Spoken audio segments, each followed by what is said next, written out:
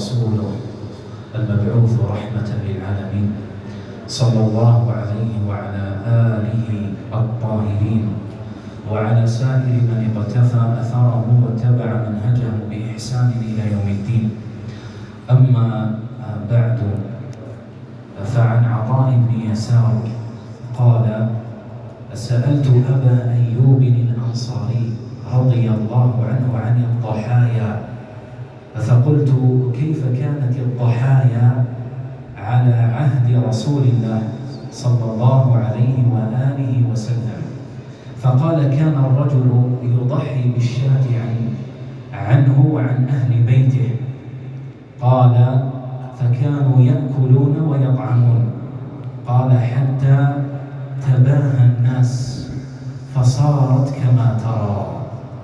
الحديث عند الترمذي وصححه العلامة الألباني رحمه الله. وفي هذا الأثر عن أبي أيوب رضي الله عنه يخبر كيف كان الناس يضحون هذه الأضاحي، كيف يتقربون بها لله عز وجل، وكيف يخلصون العمل لله. فهم يعرفون أن هذه الأضحية قربة وعبادة وشعيرة، فكانوا يضحون ويأكلون كما هو السنة أن يأكل الإنسان من الأضحية وأن يتصدق بها ويهدي شيئا منها كما هو السنة في ذلك.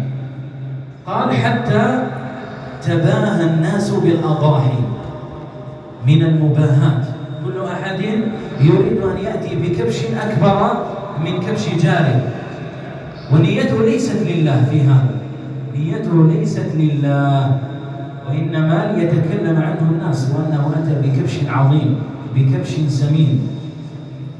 فهذا من التباهي الذي قصده ها هنا في هذا الأثر أبو أيوب الأنصاري رضي الله عنه وأرضاه. قال: حتى تباهى الناس بها فصارت كما ترى.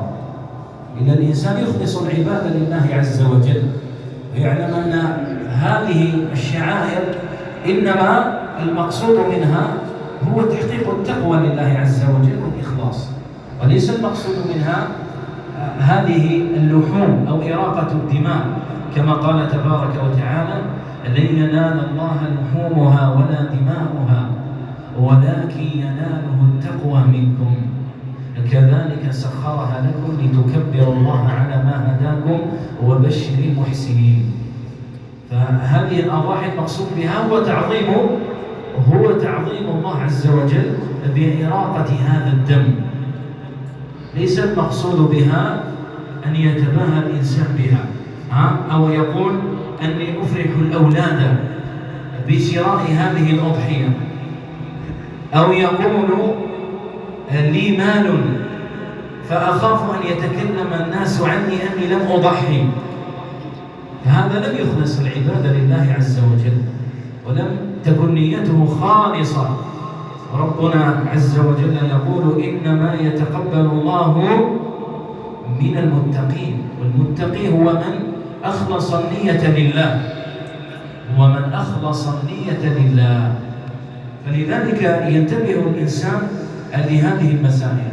كذلك مما يتعلق ونحن في هذه الأيام المباركة بشأن الأضحية، أن يمسك الإنسان عن الأخذ من شعره وأظفاره كما جاء في الصحيح، ولذلك يمتنع الإنسان عن ذلك. كذلك مما يحرص عليه الإنسان أن يختار هذه الأضحية وأن تكون موافقة لما جاء، فتكون سليمة من العيوب. فذكر العلماء أن تكون سليمة من العيوب الظاهرة، فلا تكون عوراء بين عورها أو عورها، ولا تكون عرجاء بين عرجها، ولا تكون هزيلة أي ضعيفة لا تتحرك فيرى الرائي فيقول أن هذه ضعيفة. ولا تكون مريضة بين مرضها. إن الإنسان يتقرب بهذه الأضحية لله. والإنسان كما أنه يقتني في أمور الدنيا الأمور التي يريدها، فأمور الآخرة عليه أن يراعيها أكثر، عليه أن يراعيها أكثر، وعليه أن يأتي بالعبادة والقربة كما أمره الشارع وليس كما هو أراد. عليه أن يأتي بالعبادة كما أراد الشارع ذلك وليس كما هو أراد.